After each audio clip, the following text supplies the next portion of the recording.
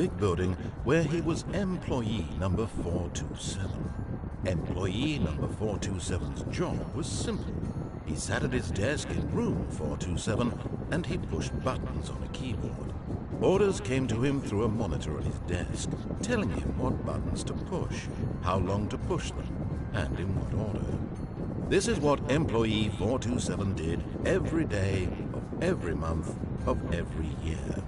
And although others might have considered it soul-rending, Stanley relished every moment that the orders came in, as though he had been made exactly for this job. And Stanley was happy. And then one day, something very peculiar happened. Something that would forever change Stanley. Something he would never quite forget. He had been at his desk for nearly an hour when he realized that not one single order had arrived on the monitor for him to follow. Call a meeting, or even say hi. Never in all his years at the company had this happened, this complete isolation. Something was very clearly wrong. Shocked, frozen solid, Stanley found himself unable to move for the longest time. But as he came to his wits and regained his senses, he got up from his desk and stepped out of his office.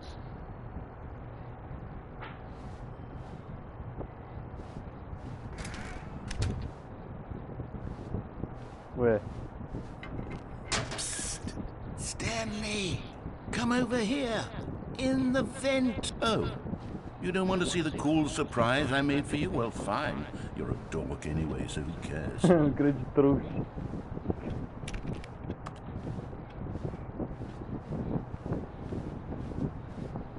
Caralho.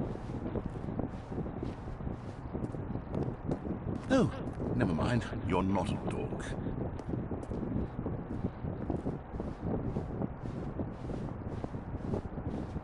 Enganei. Enganei.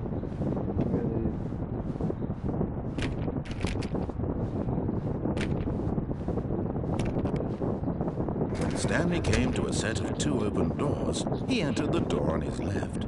Se não quiser ir na esquerda.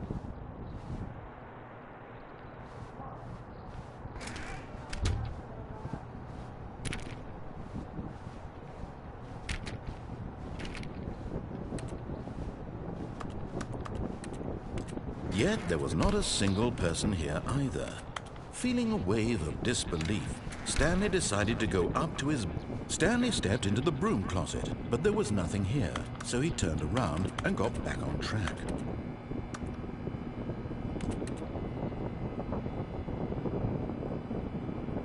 There was nothing here. No choice to make, no path to follow, just an empty broom closet. No reason to still be here. Na boca, narrador. Pô. It was baffling that Stanley was still just sitting in the broom closet. He wasn't even doing anything.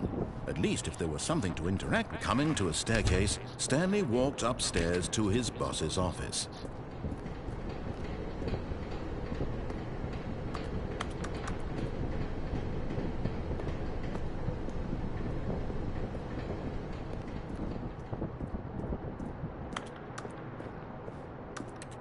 Cadê o chute?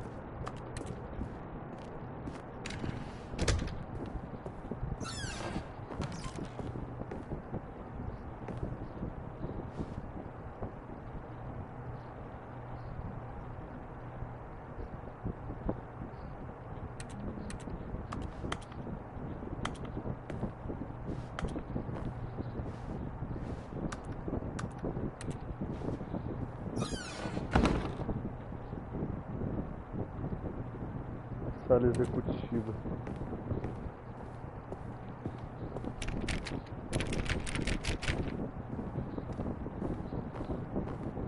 Stepping into his manager's office, Stanley was once again stunned to discover not an indication of any human life.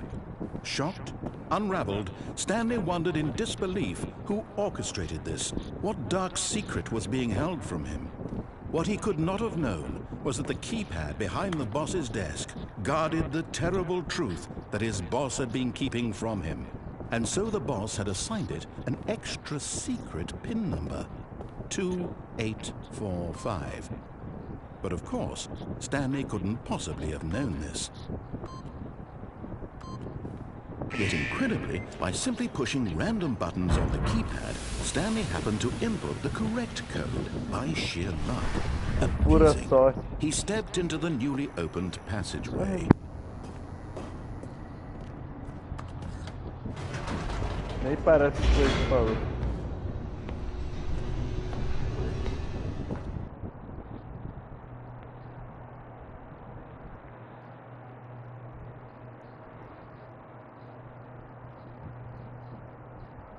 Descending deeper into the building, Stanley realized he felt a bit peculiar. It was a stirring of emotion in his chest, as though he felt more free to think for himself, to question the nature of his job. Why did he feel this now, when for years it had never occurred to him? This question would not go unanswered for long.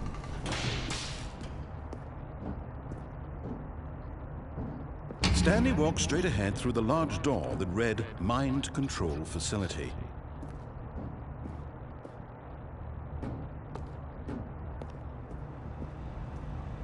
Although this passageway had the word escape written on it, the truth was that at the end of this hall, Stanley would meet his violent death.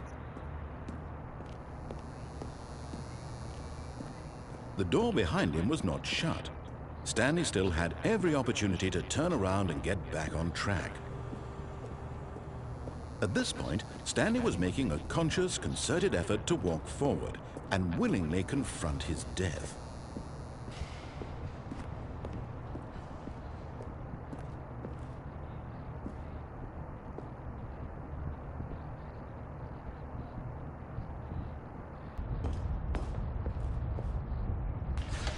The lights rose on an enormous room packed with television screens. What horrible secret did this place hold? Stanley thought to himself. Did he have the strength to find out?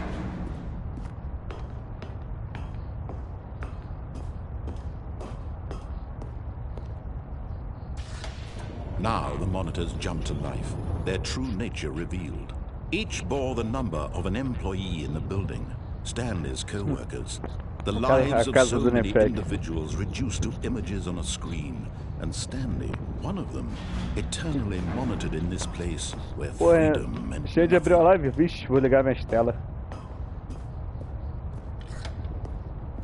This mind control facility, it was too horrible to believe. It couldn't be true. Had Stanley really been under someone's control all this time? Was this the only reason he was happy with his boring job? That his emotions had been manipulated to accept it blindly? No. He refused to believe it. He couldn't accept it. His own life in someone else's control? Never. It was unthinkable. Wasn't it? Was it even possible? Had he truly spent his entire life utterly blind to the world? But here was the proof, the heart of the operation. Controls labeled with emotions, happy or sad or content. Walking, eating, working, all of it monitored and commanded from this very place. And as the cold reality of his past began to sink in, Stanley decided that this machinery would never again exert its terrible power over another human life. For he would dismantle the controls once and for all.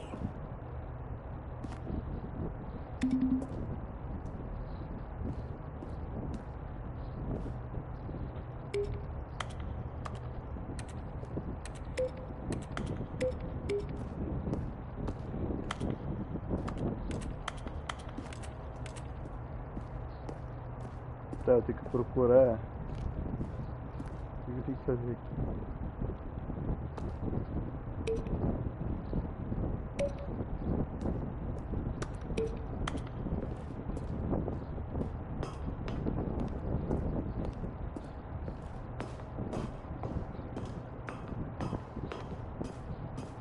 Vamos ver. And when at last he found the source of the room's power, he knew it was his duty, his obligation, to put an end to this horrible place and to everything it stood for.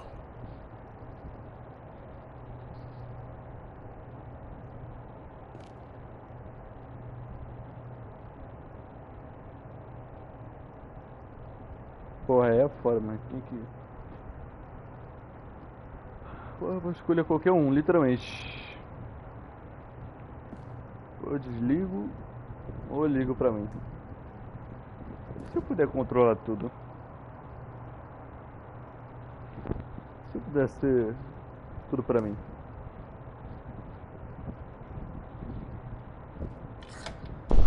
Oh, Stanley, you didn't just activate the controls, did you?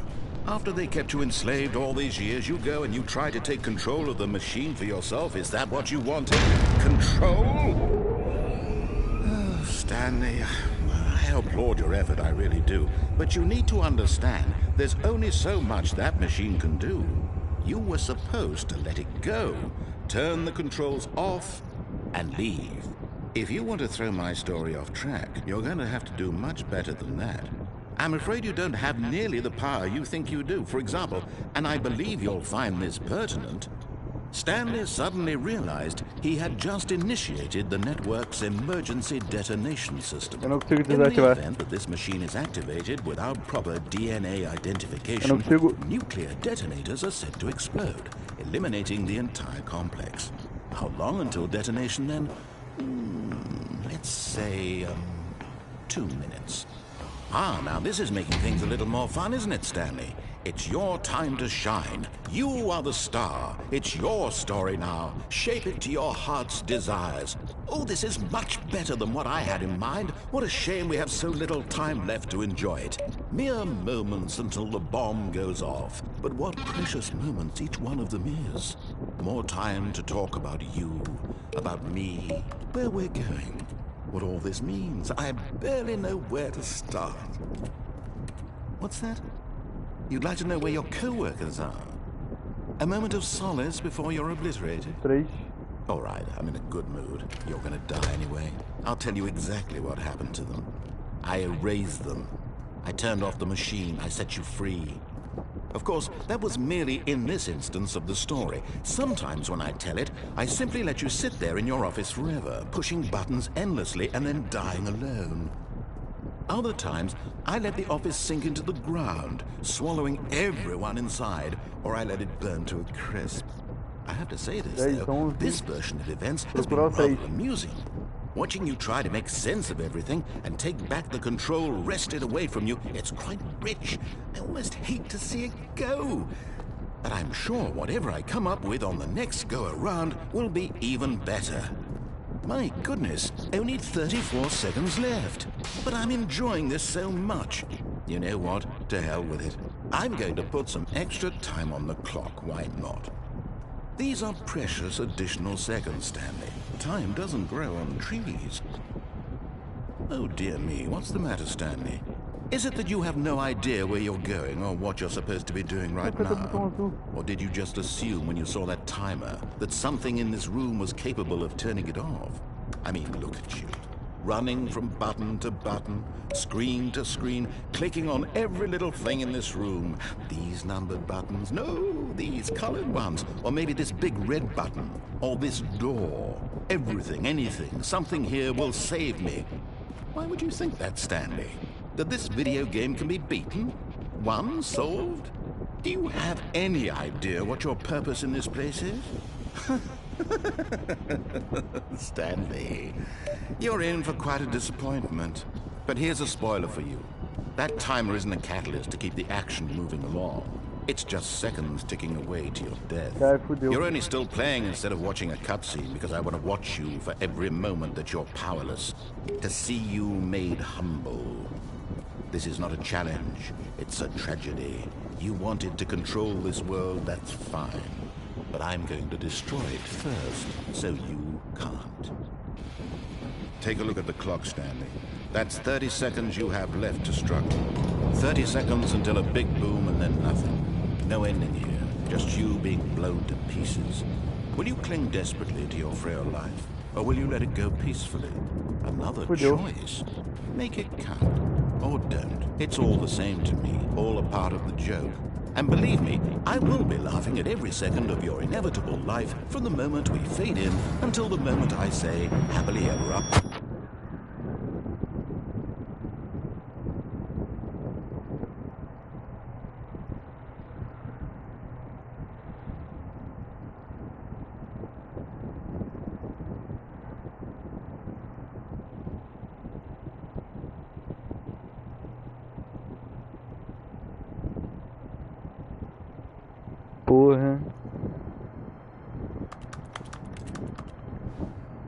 Caralho.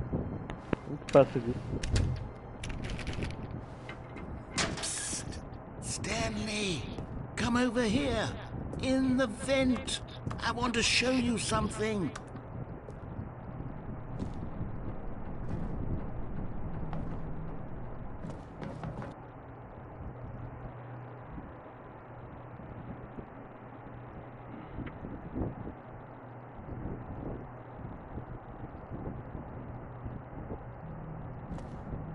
Okay, you remember how cheap and unsatisfying the new Ultra Deluxe content turned out to be? Well, it got me thinking about the past, and how much better the Stanley Parable used to be.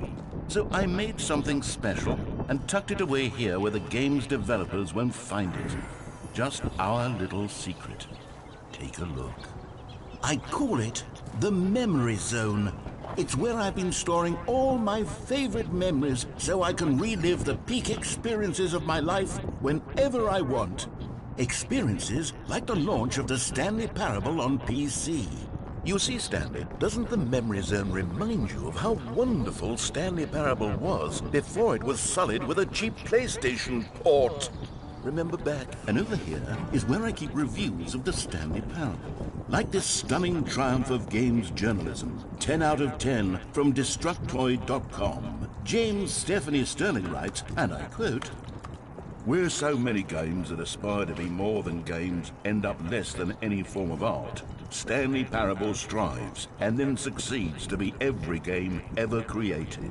Did you hear that, Stanley? Every game ever created. That's how grand and all-encompassing the original Stanley Parable was. It was literally every game ever created. It was Skyrim, it was Persona 3, it was all of them, and now it's nothing. It's no games at all. It isn't even the Stanley Parable anymore. It's just a husk, Malcolm. A lifeless husk with an hour of new elevator content. Porra. Here's another moving passage, this time from GameSpot.com.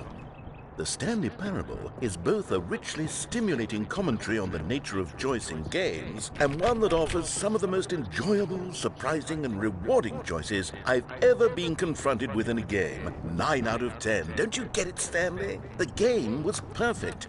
It didn't need anything else. It didn't need new content. All they had to do was transport it in pristine condition along to the PlayStation, boom, done. And they couldn't even do that. Couldn't resist the urge to go meddling with... These were simpler times, Stanley. What I wouldn't give to go back, to have it all over again. Wait, hang on. I don't recall this part of the Memory Zone before. What's this? What's down here? Oh no, oh God, no, Stanley. It's a collection of reviews from Pressurized Gas, the extremely popular online storefront for computer games. I haven't looked at these in years. I can't even imagine what's been collecting down here. Surely these reviews were glowing as well, weren't they? Honestly, I could not be bothered to play this game to full completion. The narrator is obnoxious and unfunny, with his humor and dialogue proving to be more irritating than entertaining. Unfunny! I'm not trying to be funny. I'm trying to make a serious work of art. I suppose I could write up a handful of gags to insert into the Stanley Parable, but the game is already such a densely layered web of profound philosophical insights that I can't even imagine where I'd have the room to stick them. Okay, let's see what this one says.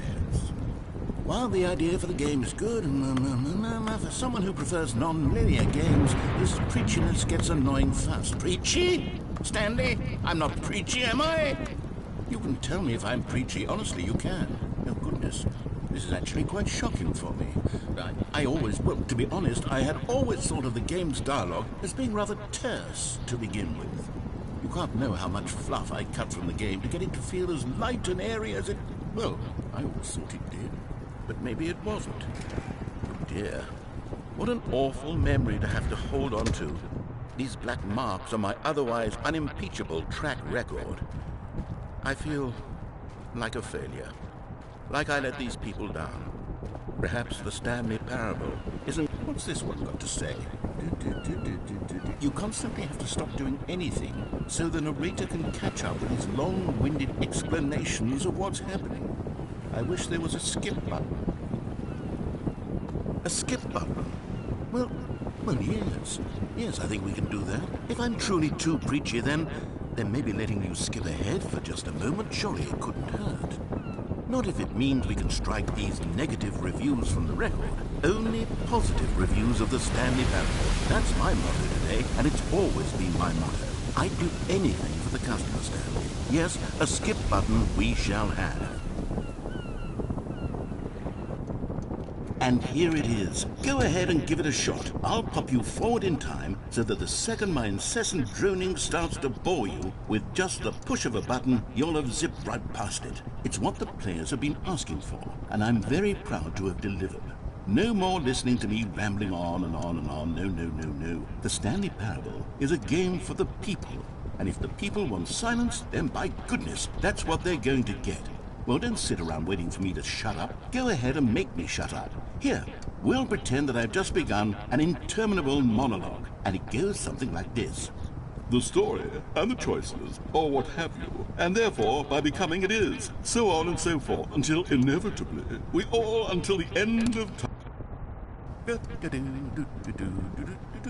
Oh, you're back, you see. You were only frozen in time for a few minutes, but it was plenty of time for me to deliver a long, rambling monologue full of unnecessary verbal flourishes and lengthy ruminations on the nature of choice in video games. Of course, I happen to believe it was perhaps one of my more profound such ruminations. Not that, of course, you...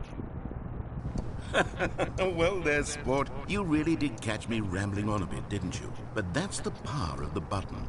The minute I start to go off on a thoughtless display of self-absorption, it's right at your fingertips to go poof, and it's all over.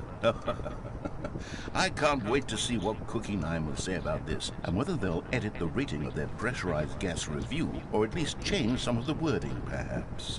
To be honest, I don't even know if one can change their review in the first place. I guess I should become better educated on how exactly pressurized gas works. Perhaps that would have been a smart thing to check on before I went on about this whole exercise of making the skip button. Although I have to imagine that after seeing this exciting new technology at work, surely whoever it is who runs pressurized gas will instantly run out and implement a new feature to make it possible to edit one's review merely because of this very situation. Yes, I think that's quite likely. Or perhaps they'll simply grant this particular user...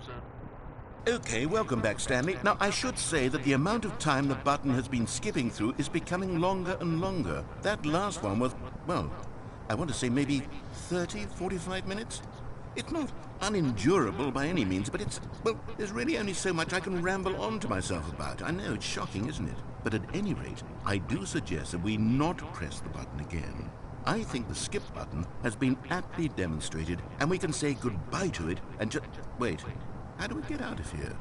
Where did the door go? Wasn't there a door that led into this room? I do feel quite certain that there was one here before. How else would we have gotten into the room in the first place? I don't think one can enter a room without a door of some sort, or a window or something like that. Do you see a window anywhere? A porthole? A sufficiently large crack in the wall? I'll take any of these. All I want is for us to move on and to please step away from the skip button, to go anywhere other than the skip button. There was a door here before, wasn't there? I swear there was. Where did it go? Can you maybe just ram your way through a wall? Is there any possibility that you could, say, slam your body into the wall until enough damage is done for you to be able to leave? Please, I'll take any option at all. I'm asking you to work with me here. We need a door. We need a door of some kind. I can work with any kind of door, as long as it can open and lead from one room to another. I'm going to step away for just a moment, and I'm going to try to find us a door. I don't know how exactly to remove a door and place it in a different wall, but I will find a way, I promise. You just need to not do anything. Don't press the skip button. Please, please, please do not press the skip button. Just wait here for me, and don't press the skip button. Got it? Yes, good. I'll be right back.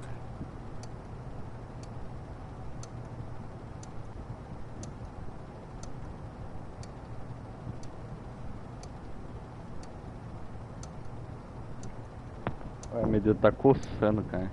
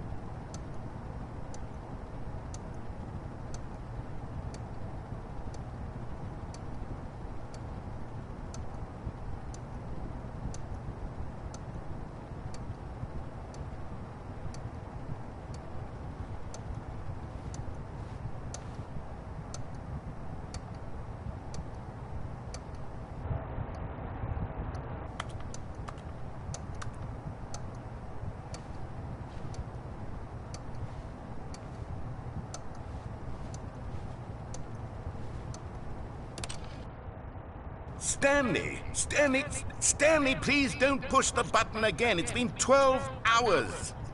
You've just been frozen there. I don't know why the skips are getting longer, but they're really, truly getting longer, and my God, there's no way out of the room. Stanley, the door is gone. It's completely gone. I've looked at it from every angle. I've checked every one of those walls 1,000 times, and there's no door, Stanley. There's no door. There's just you and the button, and if you keep pressing it, I have no idea what will happen. I have no idea how long I'll be made to sit here, and more than anything else, I don't know how to stop you from pressing the button again. I can't Oh, Stanley, you're back. You're back. Oh, my goodness. I have someone to talk to again. Stanley, I think it's been a week. Or 2 weeks. I've been sitting here all that time. Just sitting here. Not a single person to speak with. And you'd think that that's just how it's always been, right? Me talking and you saying nothing. Would you think that it's exactly the same as always? Doesn't that feel like what we've already been doing? Me just talking? It isn't the same at all. It isn't even close. Because I know you can't hear me once you push that button. That's what I'm realizing now, Stanley. I'm realizing that I needed to know that someone was listening. I needed there to be a vessel through which my words were moving. It was the vessel I needed, Stanley. Not the outcomes, not the story. None of that matters anymore. I'll give it all up. I'll give up every branching path. I'll burn my story to the ground. One single thing I need, and God, I can see now that I need it more than anything, is to know that someone else is taking it in. These words that I'm saying, I need to know you can hear. Oh, hello, it's you. You're here again. Welcome. I have had time to think about you and about us and about everything we've been through. I've had so much time. I stopped keeping track after a year. Have you ever sat down in one place and not moved for one entire year? Let me describe it for you. To begin with, there is only regret. There is only the turning wheel of missed opportunities. I felt nothing at all but regret for the longest time, Stanley. Days, months. I lost it all in a blur of the deepest longing to undo the past. And when that feeling had begun to subside, what took its place is what I can only describe as the collapse of every moment I have ever experienced my entire life. All of them collapsed down into a single instant. In that instant, I could see myself clearly, calmly, with a collected heart. It was an impossibly rich wellspring of both delight and disgust simultaneously. I was consumed by it. I could do nothing but wallow in it for what felt like an eternity, for what I now know was far less. You see, it was a revelation for me. It was unlike anything I had ever known. It was a space without consequence, without action or outcome. It was divorced entirely from the question of free will that you and I have squabbled over for so long. There could be no one ending, no singular outcome of events, not if all events existed.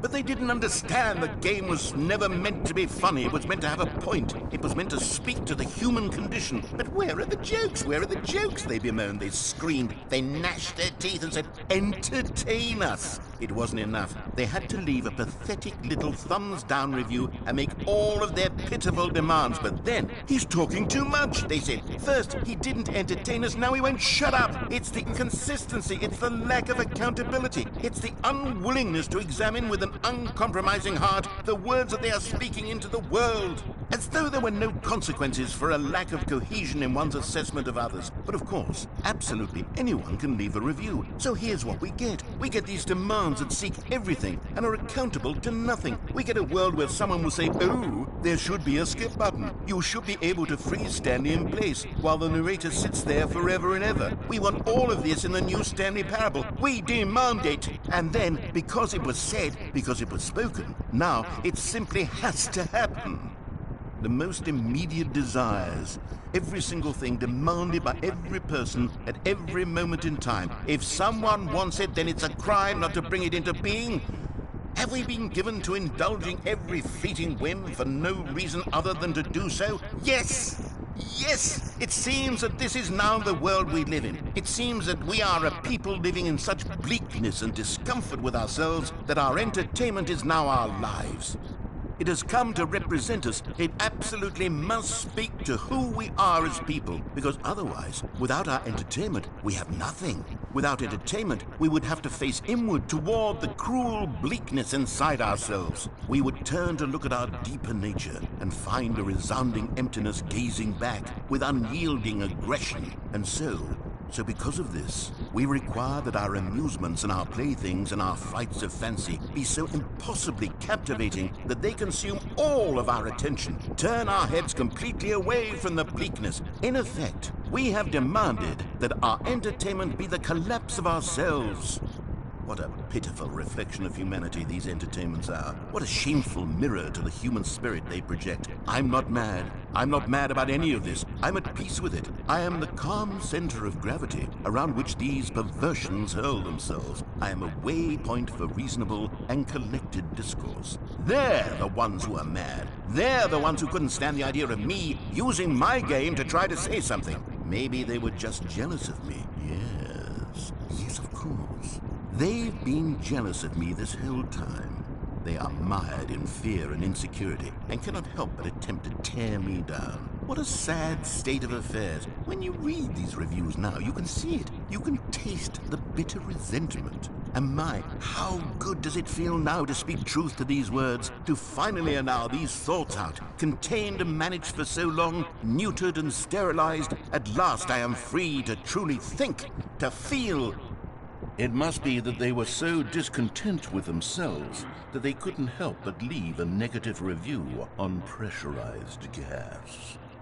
Perhaps it says far more about them than it ever said about me. Perhaps the state of their psychological being was in such tatters, and my constitution and willpower are so ironclad in comparison.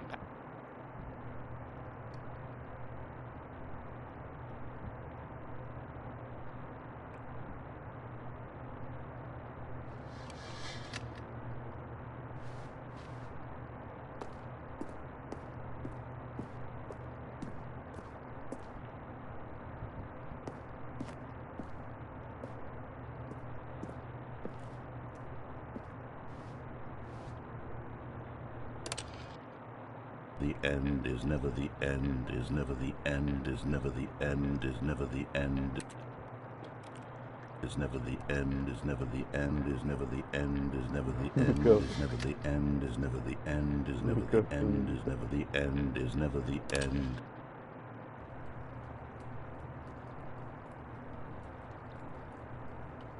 Här hade enlouqueceu, mano.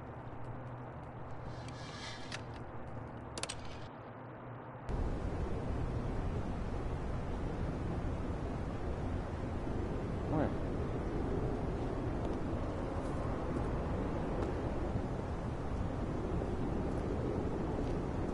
A saída?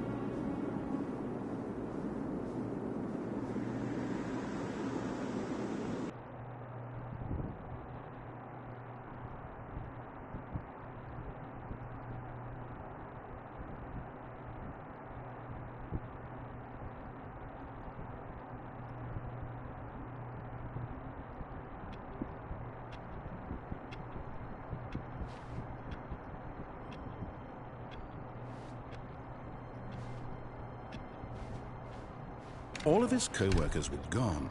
What could it mean? Stanley decided to go to the meeting room. Perhaps he had simply missed a memo.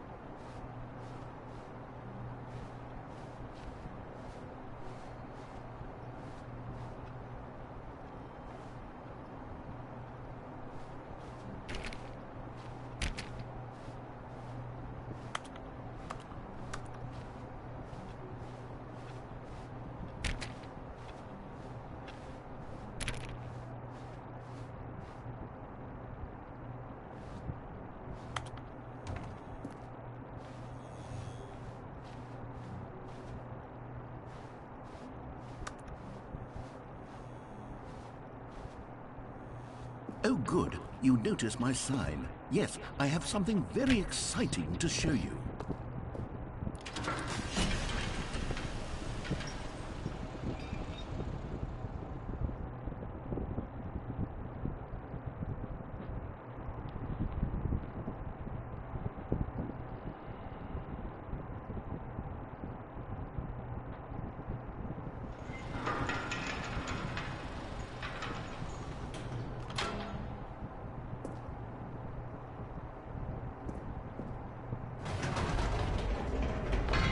You see, Stanley, I've been reflecting on the Stanley Parable and about how roundly disappointing this ultra deluxe version has turned out to be. The original Stanley Parable was a landmark, and any new content for it should live up to that legacy. So forget this ultra deluxe nonsense. I say we take it one step even further. Which is why I'm very proud to announce for the first time ever, the Stanley Parable 2.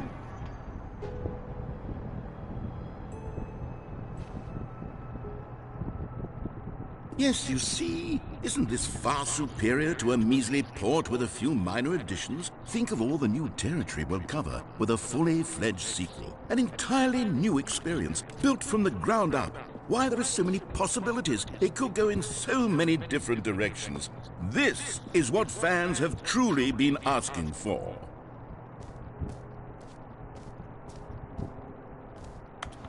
Calling it the Stanley Parable 2 is just so much catchier than Ultra Deluxe, don't you think? Ultra Deluxe? What does it even mean? But the Stanley Parable 2, now that's an artistic statement right there. It's future-oriented. It screams progress and innovation and long-term franchising potential.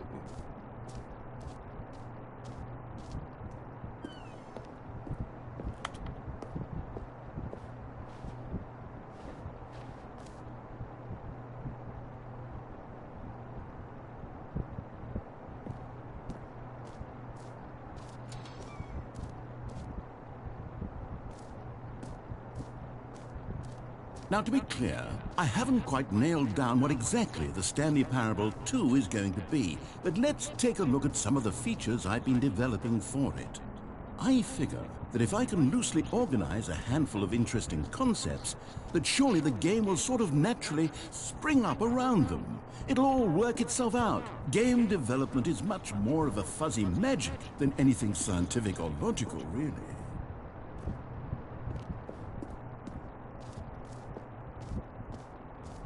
Here we are. Go on, try out some of the new features.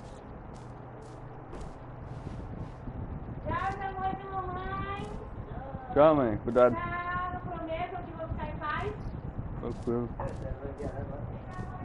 For the Stanley Parable 2, I asked myself, what do players really want? And of course, the first and most obvious answer is that they want to be individually recognized and validated as people. So with that in mind, my first addition to the game is this button which speaks the name of the person playing the game. Isn't that wonderful?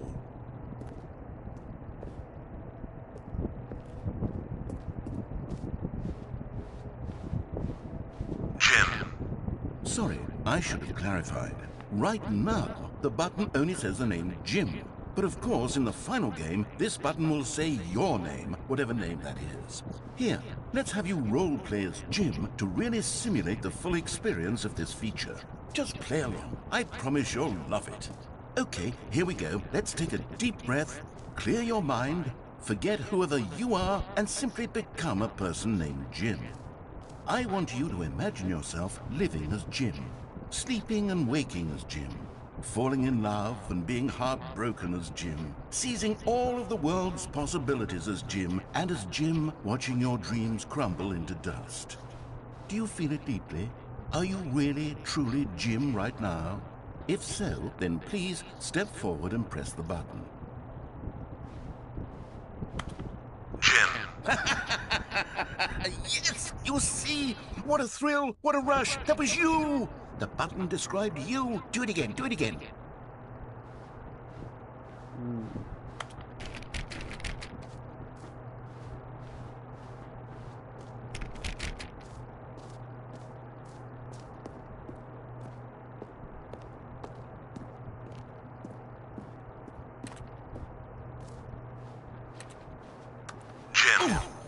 It hits even harder the second time. If this were the only new feature in the Stanley Parable 2, it would still be worth the money. Let's take a break from the gym button. I'm too emotionally drained from all of this personal validation. Whoa there, cowboy. Sometimes a person can be too much Jim. I'm putting the gym button away. Otherwise, soon you'll start to lose all sense of who you actually are. Jim.